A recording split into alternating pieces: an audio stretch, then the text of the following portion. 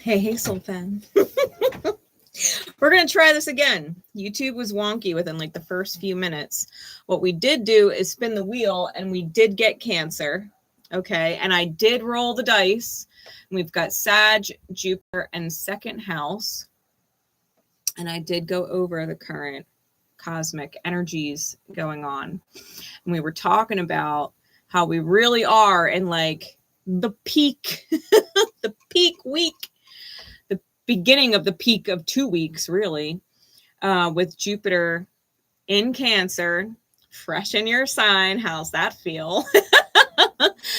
Jupiter in Cancer, squaring on Saturn and Neptune. And we were talking about the sesquiquadrates that those two areas, right? Saturn, Neptune in Aries, and Jupiter and Mercury in Cancer, in square, both sesquiquadrate on Juno. So listen, this is not the time to double down and try and control things or people with titles and obligations. This is not the time. Having your emotions and potentially fear that is going to be going through a big healing over the next year. You know, Saturn and Neptune are both going to retrograde, hit Pisces one more time, and they're going to be back in Aries, and Saturn's going to surpass Neptune. It gets real close, okay? Saturn's going to get real close to Neptune, but it's going to retrograde before it actually passes it. By the time Saturn and Neptune move forward again, there's going to be major order to things that are going on right now that Jupiter is bringing to light in Cancer in the feels, right? Your emotions are telling. Your emotions are telling. And I think it's important to really listen to how you feel. If it doesn't feel good, you're going to have to let it go. And no amount of labels or contracts or obligations is going to change the fact that something does or doesn't feel good. You are not going to force it to submit to your will if it is misaligned. Okay. Lilith in Cancer is trining on Jupiter and Mercury in your sign. Anything you're feeling, Lilith is really egging you on to end it. Like, end it, end it, end it, end it, right? That deep intuitive space that Scorpio rules is asking you to kill the contract, right? Kill it. It's in square to Pluto. Okay, Lilith is in square to Pluto. Pluto is quincunxing on Jupiter and Mercury. So it's a real wild card energy because Lilith in square to Pluto is refusing, right? Refusing to let you stay in a low vibration. And so there may be wild things that happen to get you into alignment during this time. The time this message is being recorded. In hindsight, it's 2020. It's going to be eye-opening for you. Okay, with the dice being Sag and Jupiter, it can also be Pisces with Jupiter, but definitely double Sag. The full moon in Sag is coming up on the 11th. And they're in mutual reception, right? We talked about this on the June cosmic currency. I even have a short posted right now about the 8th to 10th, and it goes over the mutual reception and what that means in a really big way for the house that Sag rules for you, especially, and the house that Cancer rules and what you have going on in there. If you know your birth time and your birthday and where you were born, you should know what house Sag rules. I did post it here on the channel in the community tab, the post tab, a video that I caught on Sagittarius and the house that Sag rules for you. So do that deep digging and figure it out because it's spot on. This woman, this is the second time I've posted her. She's an astrologist and she's spot on. So if you want to dive in a little bit deeper to Sag, you could check out that video. I do highly recommend looking at her channel and seeing what other stuff you might be able to dig into because your jaw is going to hit the floor. I promise you. Your jaw will hit the floor, understanding different facets of yourself based off of this energy. With Sag and Cancer being in mutual reception, it's a big deal. Okay, you're going to want to check it out. With that, let's get some Vajra energy up here for you. If you have strong or significant Sag, Pisces, or Taurus placements, this might also be a message for you, not just Cancer. And with the dice themselves, in a big way, like Sag, Jupiter in the second house, which is Taurean ruled, it's the house of possessions. It's really asking you to look at, what do you have that you're not going to need moving forward? What do you need, in fact, moving forward that you don't have? And if you let go of what you do have, can you energetically then make space for what you do need to come in? Even my son and I this week, we're both feeling it. We're both going to go through the apartment this week and next week, just getting rid of stuff that we've accumulated over the last few years being here. You know, like if you are guided in any way, especially with Sag and Jupiter, right? Especially now that Jupiter's in your sign, listen to your intuition. Please do not deny it.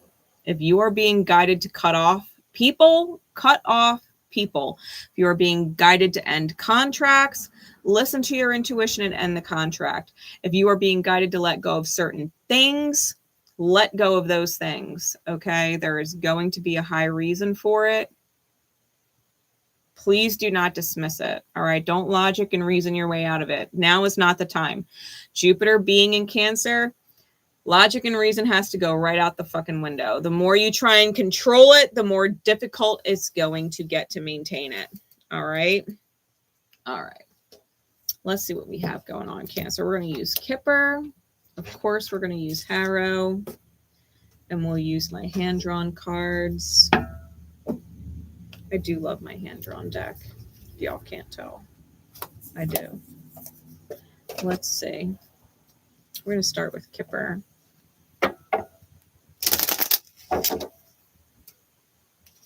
Spirit, what is going on for Cancer, Sag, Pisces, and or Taurus? Right? You could have a Venus placement in any of those signs. You can have Jupiter in any of these signs. And if you have significant placements, including wounds in these signs, you're going to want to pay attention. You're going to want to pay attention. For those of you who are not familiar with me, I do use profanity and talk about adult things. So if that's not your thing, I'm probably not your reader. No filter, okay?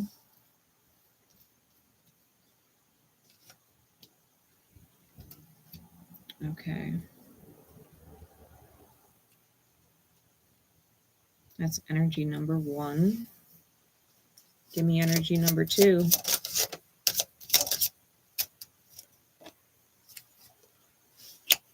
Ooh.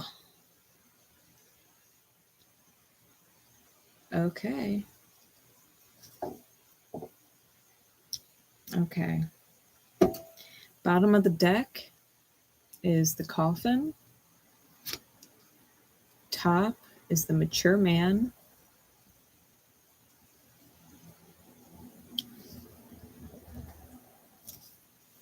Let's get the hand-drawn cards. Clarify this first energy, please.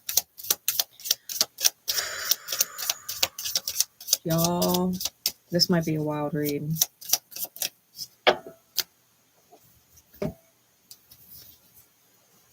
Alchemy, the Dawn, the Wound, and the Getaway. This might feel like 2 completely separate readings in one, and yet they're tied together. I'm just giving you a heads up right now. Clarify the second energy, please. We've got the Black Swan, the Sun, and the Forge. Okay.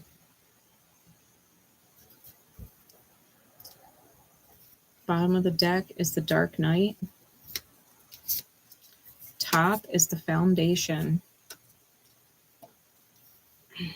Only because it peeked at me underneath the foundation on the top was the scissors. Okay. And the harrow. Insight into the first energy, please. We've got the Demon's Lantern and the Dance. Okay. Clarify this second energy, please. The Winged Serpent. Bottom of the deck is the Teamster. The Crows in the Forge. I'm holding them out for a second. The Brass Dwarf. Okay. Okay.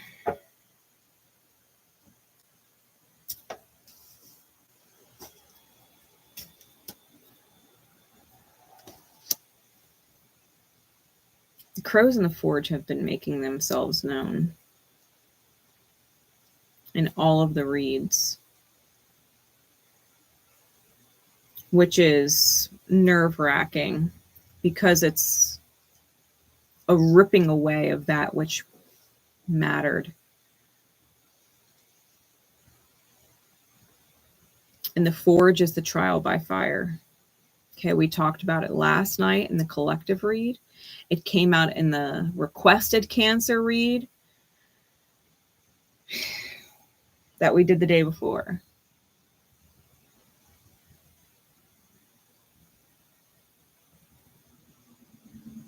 All right.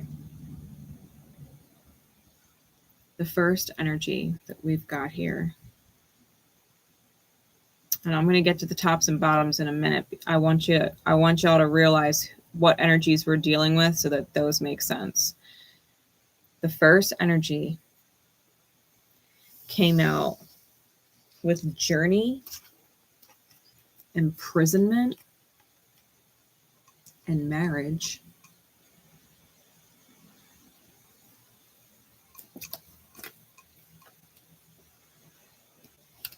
Clarified by the Alchemy set, the Dawn, the Wound, and the Getaway. Harrow cards are the Demon's Lantern and the Dance. The Demon's Lantern.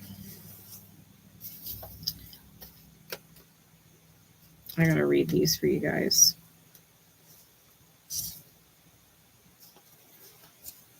The Demon's Lantern is chaotic evil.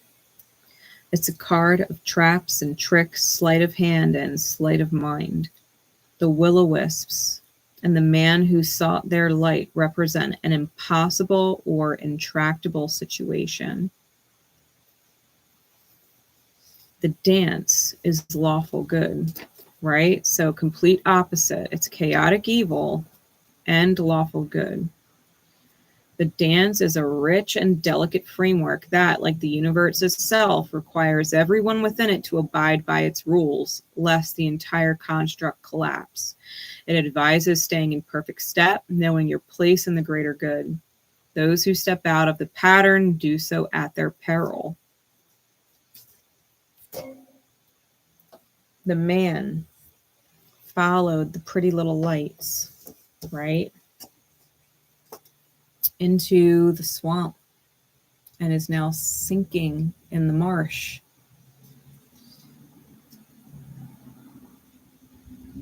This divine imprisonment,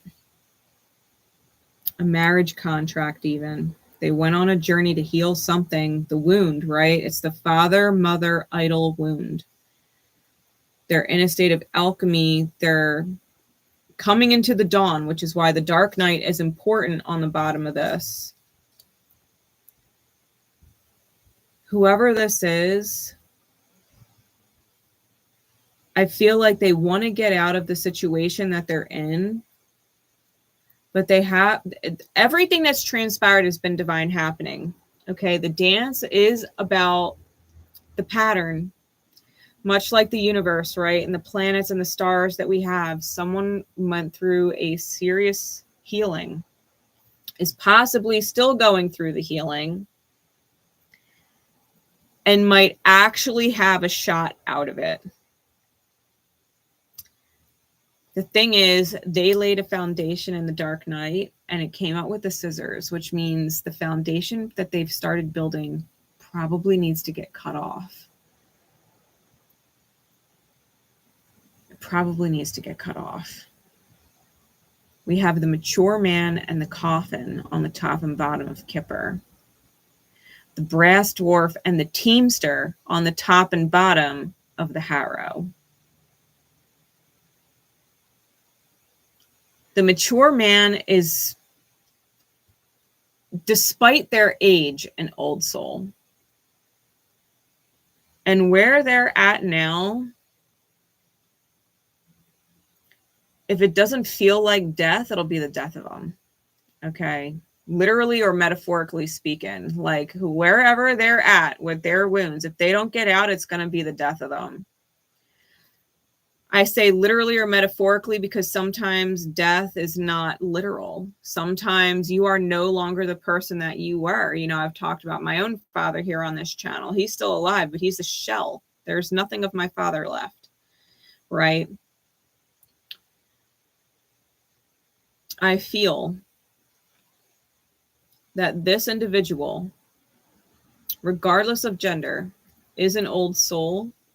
They're locked in a very, very painful commitment that was divine. They had to go through it because there was lessons that needed to be learned, right? The alchemy set is about coming into union with the self. And in the original live, I was talking about needing to get in that space of inner union to heal the separation of the self. This person, whoever this first energy is, might be in a commitment, a marriage, quote unquote, right? A serious relationship with someone else, but they are in separation from spirit, which is why this dynamic that they're in is so toxic. They are coming out of the dark night and they do want to get the fuck out of it, which means that it's letting me know they're healing. They're healing as they were meant to. It's been grossly uncomfortable. It's exposed their wounds to them and what they need to heal so that they are not suffering anymore. The second energy, we've got expectation and message, and it's a feminine sitting at the window, right? We've got masculine energy on one side, involved in a couple, and then we've got a feminine here who's expecting a message. They came out with the black swan, the sun, and the forge, as well as the winged serpent. So this person, really high energy, okay, in union with themselves. The black swan, I've talked about the black swan. It's my favorite card. If you were to look at a lake filled with ducks and there's one swan on the lake, you're going to be fixated on the beauty of the swan. No matter how beautiful the ducks are, the swan is going to be what keeps your attention. If there was a lake filled with swans, they're all beautiful. But if there was one black swan on the lake, you would not be able to pull your attention from the black swan. They stand above the rest. They are more mesmerizing and beautiful in their energy than everything else. Not only are they beautiful and captivating like this, they came out with the sun. Considering there's the dawn here and the dark night there, they are the sun. They are what brings the light of day and takes this said person in the first energy out of the dark night. They are the sun. The dark night does not exist. The suffering does not exist when this person is around. And they came out with the forge, which means they're not playing. They mean fucking business, right? The forge is powerful. It can melt down all of your weapons, including the wounds, right? The daggers that create the wound. It can melt them down and forge them into other things that might be more useful. The winged serpent bridges between worlds. Let me read for you the bridge serpent. The winged serpent. The bridge serpent. The winged serpent. It's lawful good. It's lawful good. The winged serpent is a powerful being. Knowledge and prudence are separate keeps bridged by understanding. And the 𝗦𝘂𝗿 represents this bridge. Knowing whether now is the time to strike. This person, first off, we also got the brass dwarf up here. So we've got this invulnerable energy, right? Where someone else might fall for the better of everybody else, but the brass dwarf themselves cannot be harmed. The teamster on the bottom is someone who is going through the gauntlet, right? Being whipped and controlled by this little annoying fucking gnome, right? And is at the mercy of the gnome. They're in chains. This is the imprisonment, right? With the first energy. The second energy cannot be harmed. Cannot be harmed. This is a divinely protected individual. This is a wise beyond their years energy. And they're super fucking powerful. They're spiritually fucking powerful. And they are the light. Okay? They are the light. That is person number 2.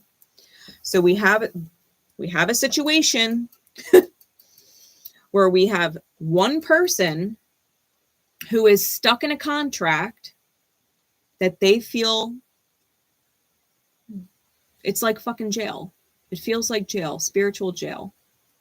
And they want to get the fuck out. The journey card is the train. The getaway card is a vehicle. Like, they will get the fuck out any which way, shape, or form. They're like, get me the fuck out of here. Get me the fuck out of here, right? Energy number 1. Second energy is the light. And these two are connected, undoubtedly so. So let's see what is going on. Spirit, what deck? I'm going to read for person 1 first. I got the Barbary Tarot and the Wild Unknown Tarot. What is going on? That this reading would be important for those who catch it. That there's something in here for them to take away from it. What is going on with the first energy? Then we'll read the second energy, and then we'll get some kind of combo energy on why it's significant for you to understand what's going on between these two here. What is going on with person number 1 in their situation? What is going on?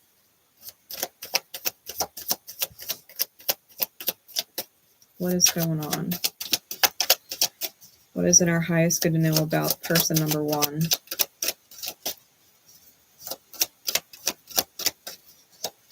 What is going on?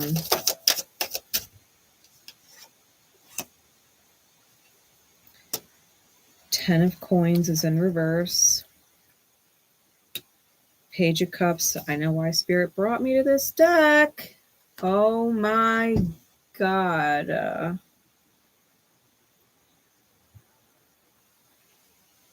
Give me one more and then give me some clarities, please.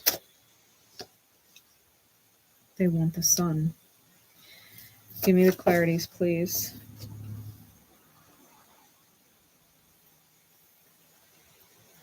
I've got Piscean energy, Leo energy, and Gemini. Possibly Virgo as well on the board. Ooh. Give me one more clarity, please. Fine. Yeah, they want to get the fuck out. Okay. Bottom of the deck, the Ace of Wands. Top is the 9 of Wands for a total of 10 Wands. Chiron torched this person. They're in a Chiron connection. And Chiron, their Chiron wound got major ripped open. Spirit let them match. My God.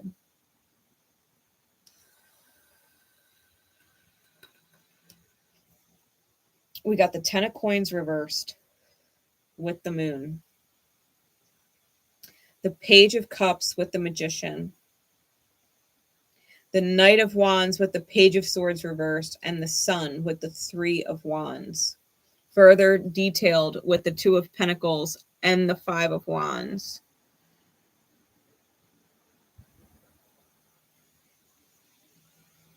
The 10 of Coins in reverse with the moon, they may or may not realize it yet, but they're probably going to have to either let go of their home, a job, or both. Or they're in the process of reworking their living situation and or their career. I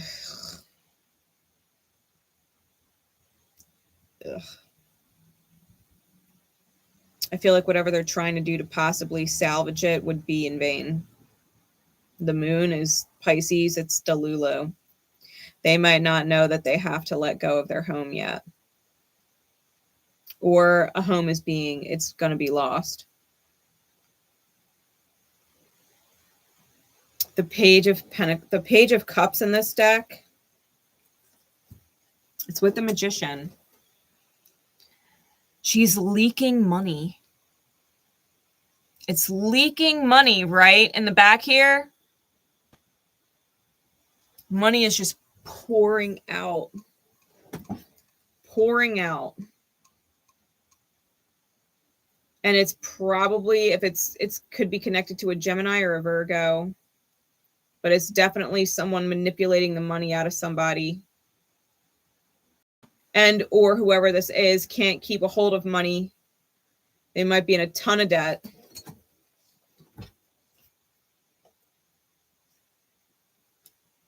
And the fact of the matter is, whoever is in it, if they are in it for the money or if there's money problems, they're getting pissed, right? The Knight of Wands with the Page of Swords reversed. This is a fire fucking breathing dragon here.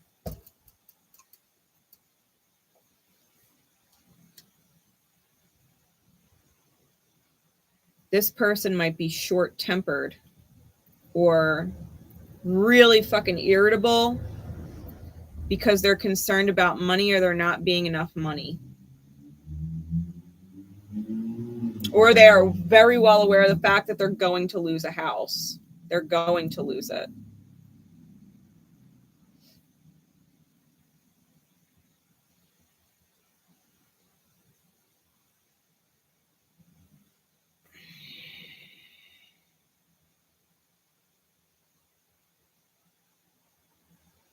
And or the house is not possible without someone else helping them.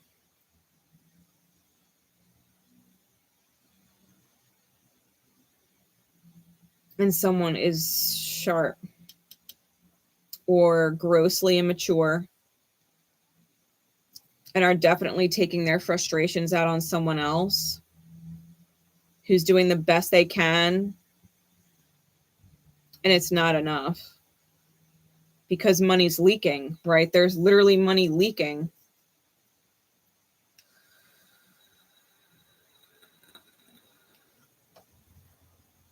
And all that can be thought about is the sun and moving towards the sun, right? The Three of Wands is the journey card. They do have the journey card. It's clarifying the sun. It's letting us know whoever this first person is, they want the sun. They want the sun in their life. They want the light in. They're at risk of losing a lot. I think if they're up in the air about it with the Two of Pentacles, it's because they're afraid of how it's going to be received. Okay, they're afraid of the Five of Wands, which is conflict. Or a full-on like battle royal, you know, and obviously this second person is not who they're locked into the connection with. They're afraid of a confrontation. They're afraid of a confrontation.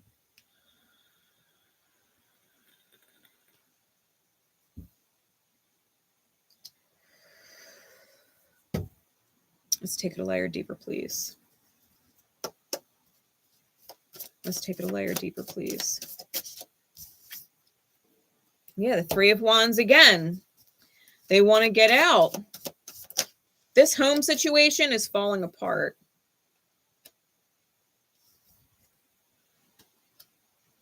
Whoever's taken all the money from said person, or whoever has no money, like,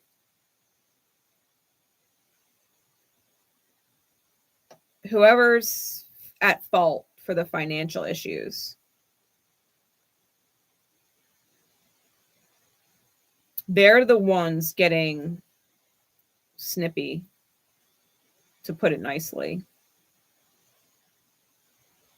They're putting pressure, hardcore emotional pressure. It's emotional warfare. And they might be using labels and obligations, right? Juno in Scorpio, sesquil quadrate on Cancer and Aries, right? Emotional warfare, like, well, we're in a relationship, you know, this is our home, like, I don't want to lose our home, blah, blah, blah. Like, there's emotional warfare going on because they don't want to lose the home. They don't want to lose out on the money. They don't want to not have a place to go, right? They're going to be without if the Father of Pentacles, whoever is making steady, consistent money, either can't make any more money or isn't helping them, right, maintain. And they might even be, you know, putting on this, guys, well, if you're not in it and you don't want to do this with me, like, then I'm out, because we're either in this together or we're not. You know, they're putting on emotional pressure to try and control it, and they're using labels, right? They're using labels and contracts like marriage to justify what they're saying. This person, I'm telling you right now, they want to start over. Ace of Pentacles with the Mother of Cups. That's your energy, Cancer. That Mother of Cups is also scorpionic energy. They want a fresh start. They want a solid foundation. They want to move forward from everything that they're dealing with.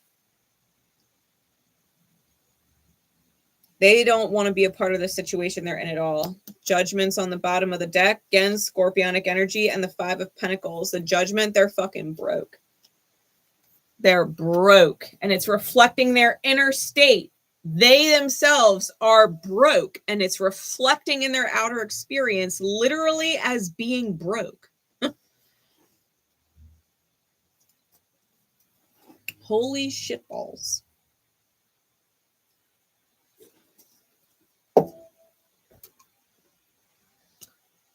Person number one went through divine judgment, especially with the dance in their cards, right? The planets.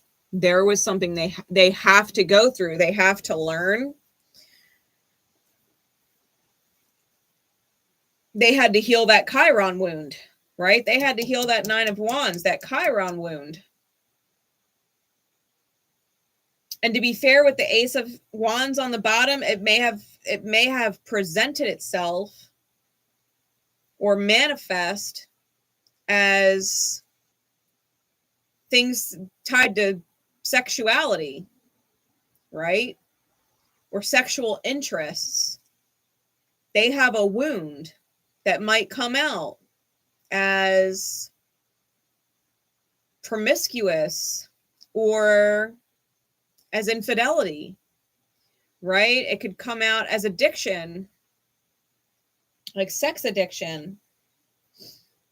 Their Chiron wound comes out a certain way. They had to heal it.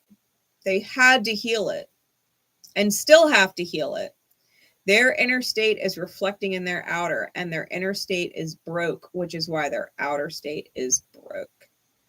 And someone is putting more pressure on them. Like it's not enough that this person's already broken and being taken advantage of, right? This person is seeking to shatter someone else. Like it's bad enough there's a Chiron wound connection and someone is being gaslit or taken advantage of, trying to stabilize things. Oof. They can't manifest the Ace of Pentacles or the Mother of Cups if they're sitting inside that wound and doubling down on it. I don't think it's going to be possible for them to maintain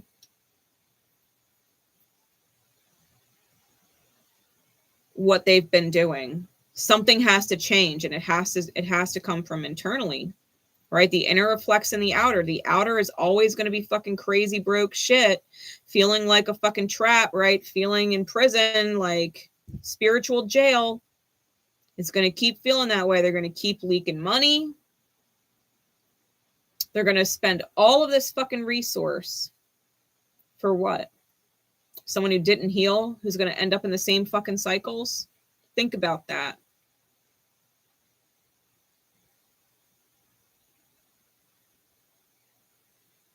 Imagine, right, finding out someone is so behind on the reality that it's falling apart, and they're putting pressure on you emotionally with your label and your title to save it. If you love them and you want to be with them, we're in it together. We have to save it together, even though they are the one that fucking broke it.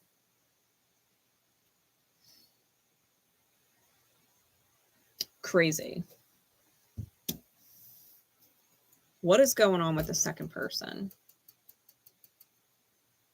Interesting deck choice.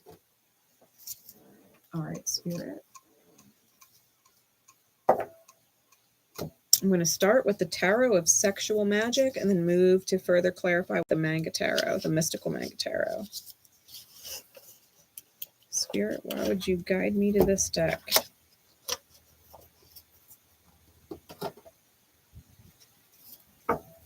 What is going on with person number 2? What is going on with person number 2?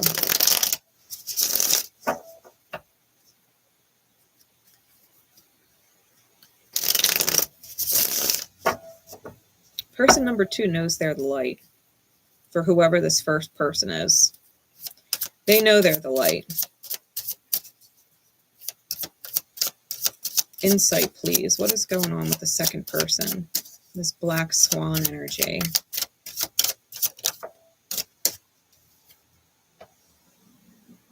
We've got the Knave of Pentacles.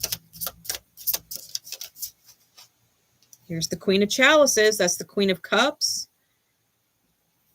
Further confirmation, right? The second person is the Mother of Cups that the first person does want to move towards. We've got the Three of Swords. Clarify it for me.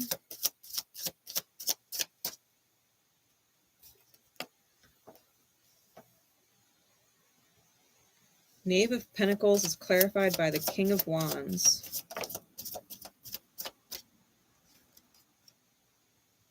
Queen of Cups is clarified by strength.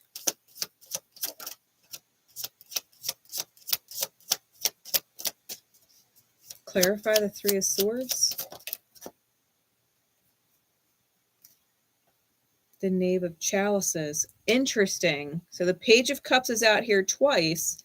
And in this deck, there's a gentleman writing a message and crumpling it up. Writing another message and crumpling it up. And you could see they're expecting the communication, right? They came out with the message card. You can see he's got all of these different like thrown balls of paper. They're expecting the message. This person's intuitive as fuck. Queen of Cups. Strength card. They can feel the pain of the other person.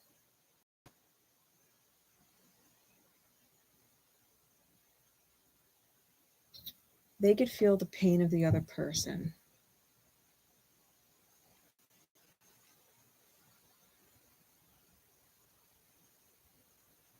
And what's wild is the Knave of Pentacles with the King of Wands. Not only can they feel the pain of this person wanting to talk to them, they can feel the desire of this person.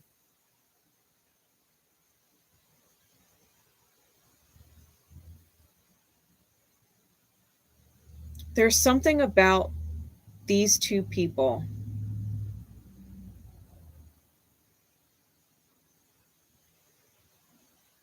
Person number 2 is way in tune with person number 1. Way in tune.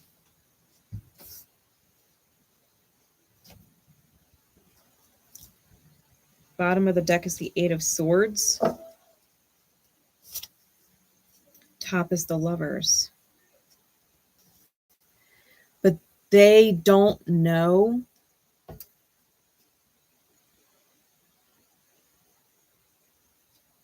if person number 1 can truly commit to them, the Hierophant.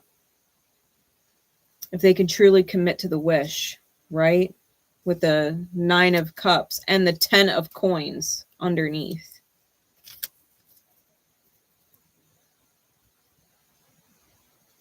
Because they got themselves so wrapped up, right? In the first person, they got themselves so wrapped up with another energy. They don't know if the person's going to actually come back committed to the wish and the dream made manifest with them. Whatever transpired between the first person and their other karmic energy that they're with, it probably belonged to the second person. Like that's the reality that should have belonged and been made with the second person. It was given to someone else, but someone else mishandled it, right? And plunged them into the dark night, where the second person would have never done that to the first person. They would never put that kind of pressure on the first person. Never made them feel, you know, the emotional warfare, or, you know, put them under obligation because of labels.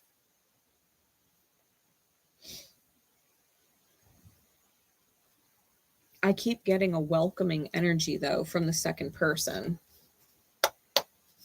Further clarify it, please. Take it a layer deeper for me.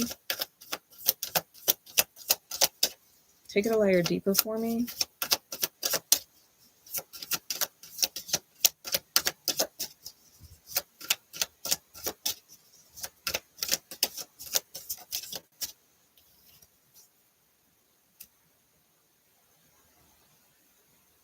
The Five of Swords.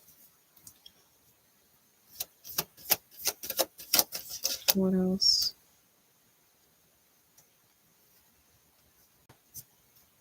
The Three of Coin. And the High Priestess.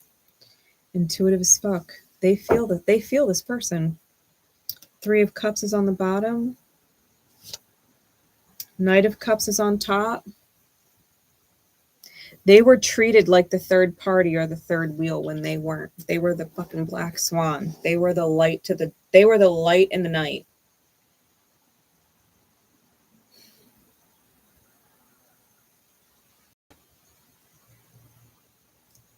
This person wants commitment. Commitment. They need to know that the first person has walked away from the karmic energy, the true karmic or third party energy, for good.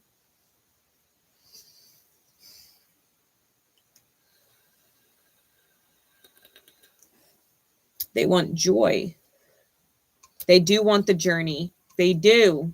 They do want to communicate with the Page of Swords. They do. They're on their own right now. The Hermit, they're single. They're single and they're happy with the Nine of Cups on the bottom. And they know, like they know, that they have married themselves and their own sovereignty. Person number one needs to do the same thing. They need to inner union, marry their own sovereignty, reinvent themselves, see things differently from a spiritual perspective. They need to be able to learn wisdom. They need to be able to learn wisdom. These attachments that are giving them nightmares, like the Queen of Cups, knows the truth and can heal it and literally put it to effort. They need to know that person number one is on board, though. Like, person number one can't go back. The train is one way. The train is one way. You can't go back. They're like, you need a getaway. You need the sun. I'll let you get away and I'll be the sun. But I need full-blown commitment. I need 100% in. But they're not against it. They're just waiting for person number one to reach out. It's not their place to reach out to the first person. It's not their place. Especially if person number one is married. It's not my place, right? Person number two is like, it's not my place to reach out to you. You're married. You're an adult. You got to figure out what doesn't work for you. And if and when you realize that what you're doing is not working, I will be the light and I will be the joy and the celebration. I will be the wish granted and I will be the 10 of Pentacles, the dream made manifest. I will be all of these things. But you cannot go back to your wounds.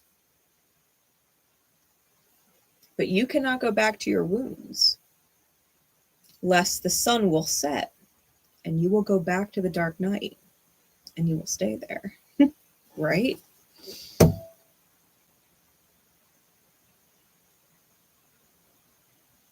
Person number two might have known the whole time that this shit was going to go down. Because look at this card. The Five of Swords. The two people are walking off. And he kind of has this side eye with a smirk. Like, go ahead and walk off together.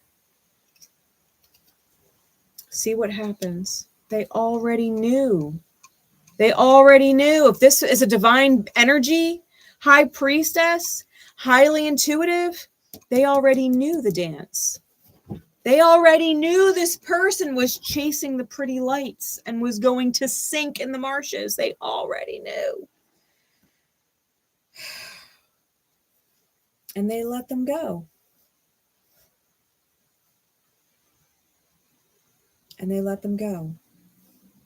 If it's meant to be, it's meant to be, right? If you love something, let it go. And if it comes back, it's yours.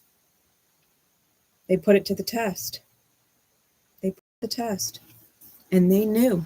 They knew that person number one had wounds that they were refusing to heal. They knew it.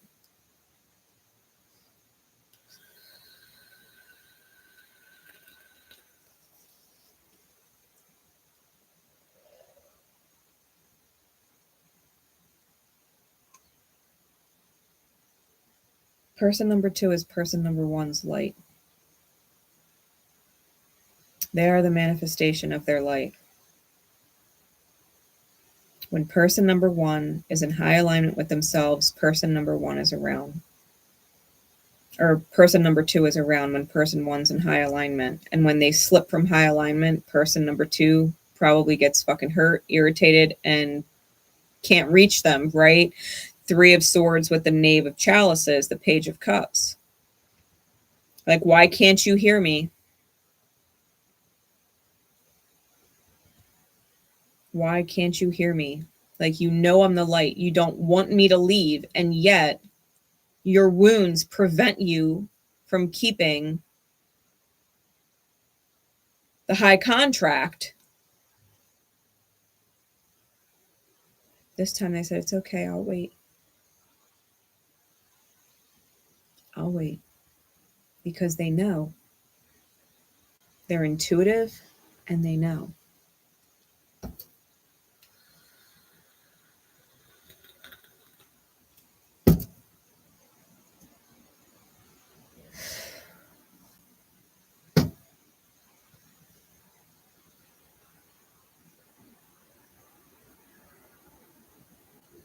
Spirit, what is going on between these two people?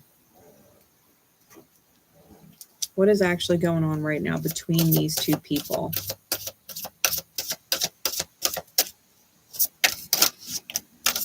Third eye chakra. They're visualizing each other.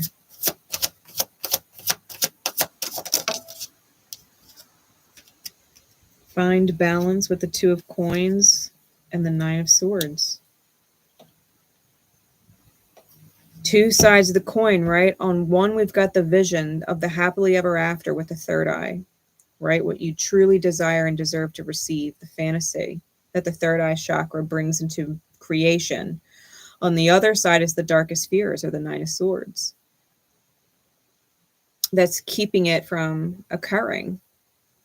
When really, you can use fear as a tool to be on your highest behavior. Because if you're not in your highest behavior, you will lose it.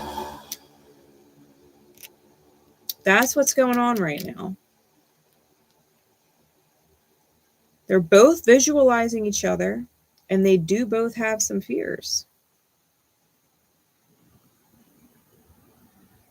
Especially if person number two does not want to compete with person number one's karmic. Further clarify it for me, please. Further clarify it for me. My God. Bottom of the deck is the Seven of Swords. Seek the truth. And top is the Eight of Swords. Helpless and hopeless. What the fuck is all this? I've got Judgment and the World card with the Crown chakra. That's major. The Judgment, whatever this is going to end. It is. And the Crown chakra is going to open. They're going to need some time to connect to their highest self, their spiritual self, with the Four of Swords. They're going to need time to embrace and accept the truth. They're going to feel alone, and they just want to be loved. And when they choose to be loved and they don't want to feel alone anymore, even if they're surrounded by people, right? When they don't want to feel alone anymore, the reward is imminent when they choose love.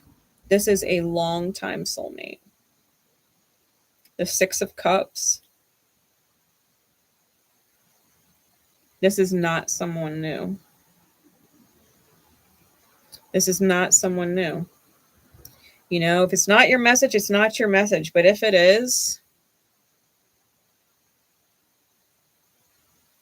y'all are going to be going through a balancing act. And you can't go back to karmics if you're person number one. And person number two, you're going to have to trust. You're going to have to trust that they're not going back. And that if they did, that you could wholeheartedly walk and let it go. Save it for another lifetime. Because there's no sense in competing. Person number 2 will not compete. Matter of fact, I don't even think they've been competing really this whole time. They don't want to be made to feel like they have to compete because it's not a competition and they know it. They're the goddamn black swan in the sun. It is no competition. They are the sacred soulmate, the high soulmate, the 4 of Wands, the 9 of Cups, the 10 of Pentacles. Like, they're it.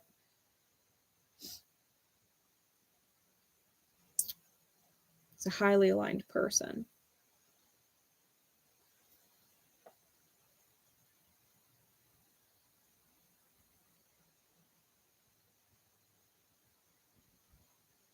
They feel this person. I can't shake that. They feel it.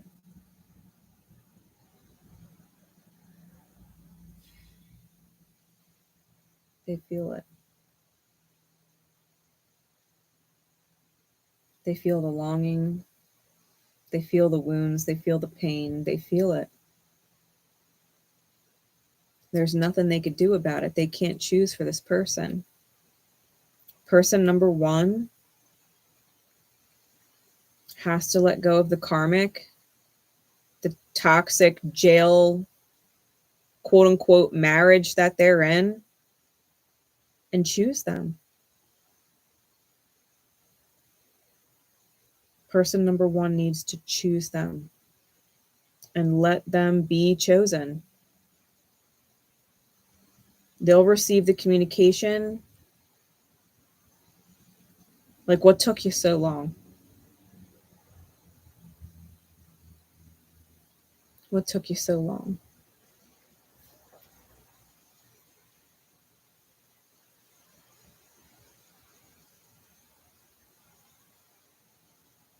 Like, get over here.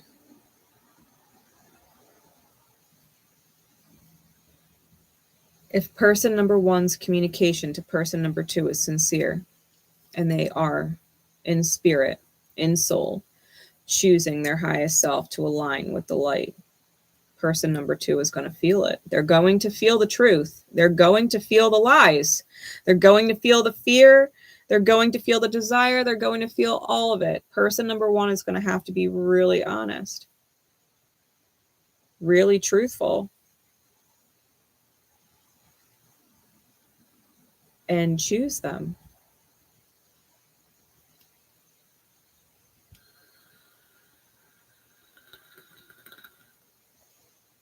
Again, person number 2 is that brass dwarf energy. Like, they're divinely protected. They're not going to suffer. They've been through the healing. They're a fucking unicorn, right? Like, mythical creature, not supposed to exist, but they do exist, and they exist for person number 1 as their high manifestation.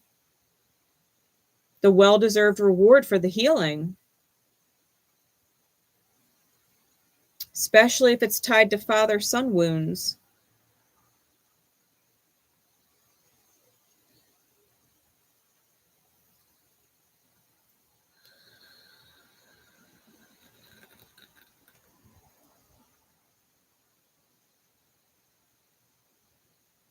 Or parent-child, right? Depending on who was or wasn't in your life. Or theirs.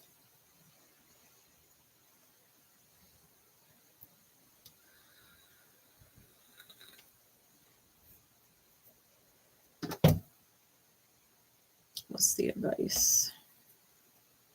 I'm going to start with the Power of Love cards because it's clear there's love between these 2 people.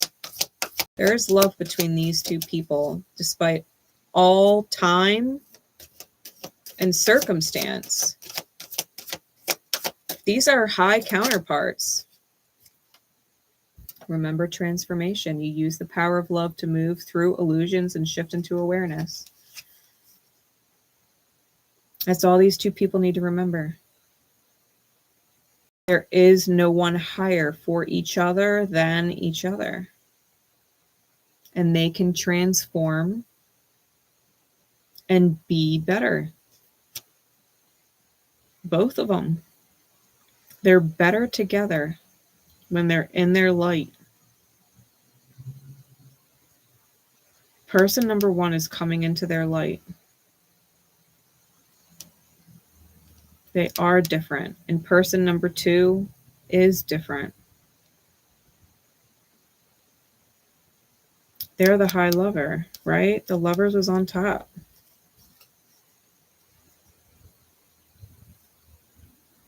Yeah, bottom of the deck is action. Have the courage to express your unique and loving colors of your soul. Like, that's your authenticity. Remember, you got to take action. Person number one, the ball's in their court.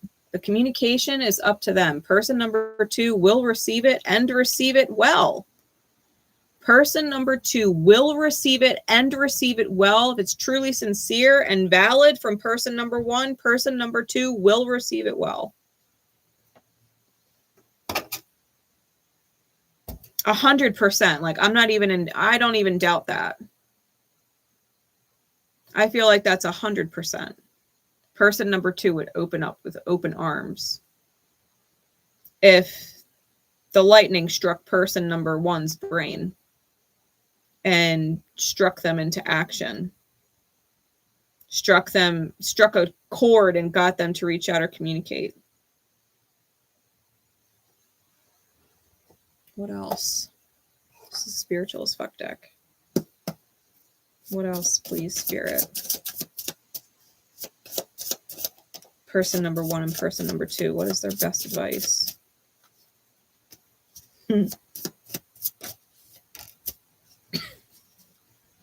All the cards in this deck. This one's been popping up. Grab your own butt. Love yourself. It says, whatever type of butt you have, you're a complete psychopath if you can't see that butts of all kinds are super fucking awesome. Look around at all the butts of the world. Big butts, teeny tiny butts, jiggly butts, orangutan butts, elephant butts. Grab your butt right now. Aren't you lucky to be the kind of animal that gets to have a butt? Answer is yes. You are lucky, very, very lucky. You know, sometimes it's not about saving face in a dynamic, right? Saving face in a label. It's about saving your fucking ass. Because your ass is on the line, right? Like the coffin's on the bottom of Kipper, like it'll be the death of you. And your ass is special. It is. And it's aligned with someone else who's also super special. Don't worry about saving face. Save your fucking ass. Get the hell out of there. Get the hell out. Get the hell out.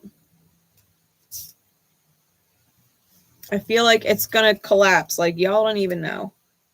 If y'all stick around in energy number one, person number one with the karmic, that 10 of coins is in the reverse. The money's leaking. It's going down, right?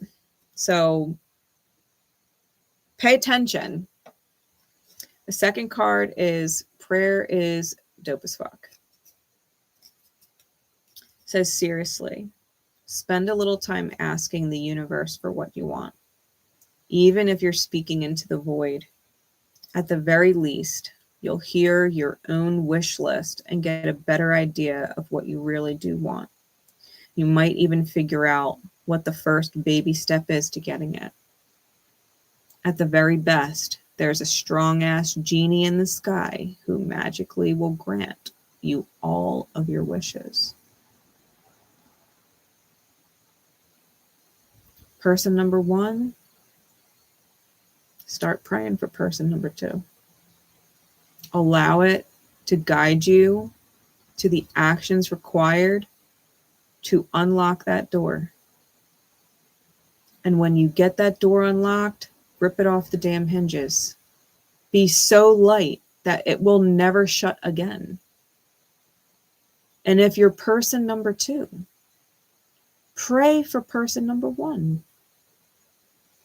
Pray that they come to you the way that you want, in their light, sovereign from this karmic situation.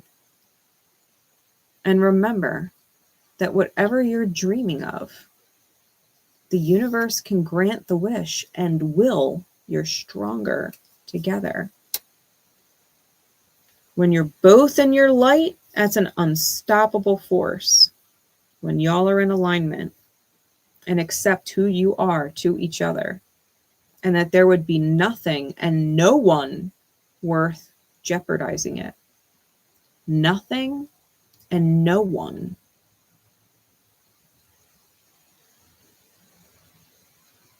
If y'all put each other first, from this day forward, no exceptions, none, y'all will make it well beyond this lifetime.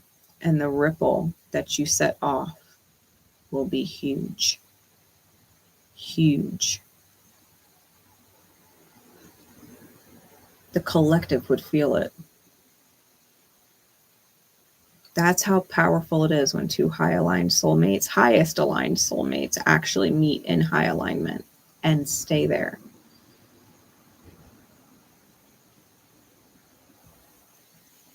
Trust and transformation. Use love. Use love to transform the situation and shift you into awareness.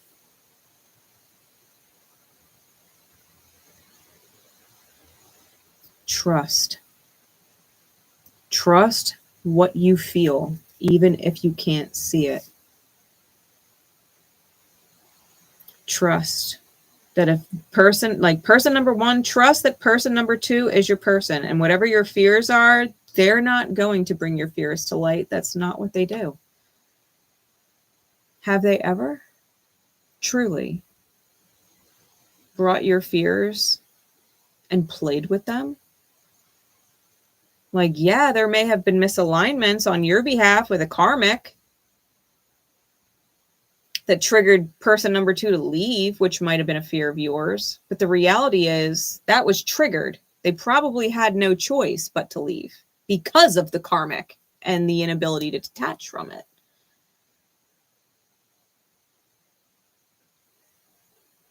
But I don't think they would ever put you in a place where you would fear them when they're being treated right, when they are put on the pedestal. I'm sure they put you on it. Person number two, they're a put you on a pedestal type of vibe. They also need to be on the pedestal though. They need to be on the pedestal though. That's the thing. Person number one knows person number two is not scary. They're not going to, extort them or jeopardize them or put them under pressure. Like, that's not person number two's MO. They don't manipulate. They don't play games. They don't steal. They're not a thief. They're not a liar. They're not a cheat. This person's divinely connected in the highest light. And they already know what you're going through. They just know that you're not ready until you reach out to claim it. They know that you're not ready if you haven't reached out to claim it. You haven't accepted the healing yet. That's why they're not reaching out. They know and feel what you're going through, but they cannot reach out. Because how else will they know that you've chosen them? That you've chosen the high alignment? They don't.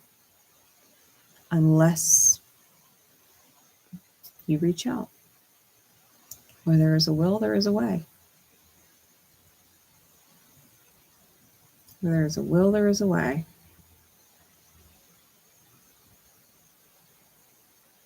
I will put out some positive vibes for both of you. Because if this takes off, it's probably going to be one of the greatest love stories y'all have ever known. And I don't know any better reason to stand behind that kind of energy So, love to both of you. Prayers to both of you. Support to both of you. Strength to both of you. Longevity and light. Love and light to both of you.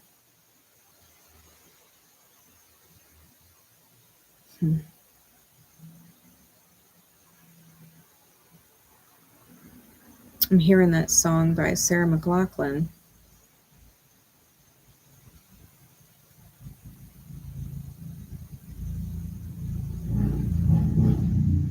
Person number 2, my kiss is so hard, I'll take your breath away.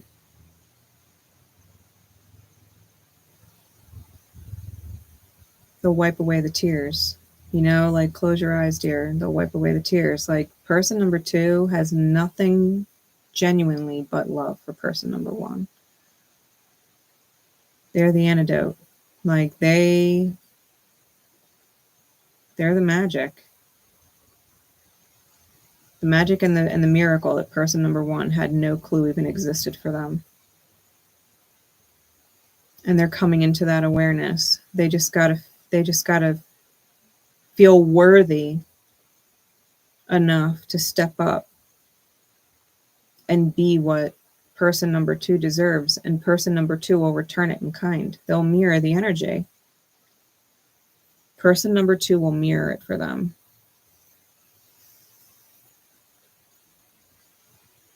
I got my fingers crossed for you guys. Like, so that would be really awesome. That would be really awesome. So Cancer, I hope it helps. If it does, don't forget to drop likes and leave me comments. And I will see y'all for the full moon on the 11th. And in between now and then, I'm sure I'll see you again too.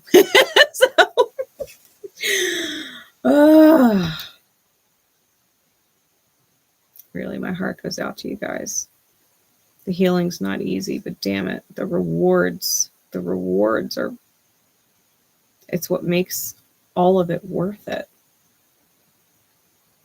The reward of being together makes all the healing and the pain worth it.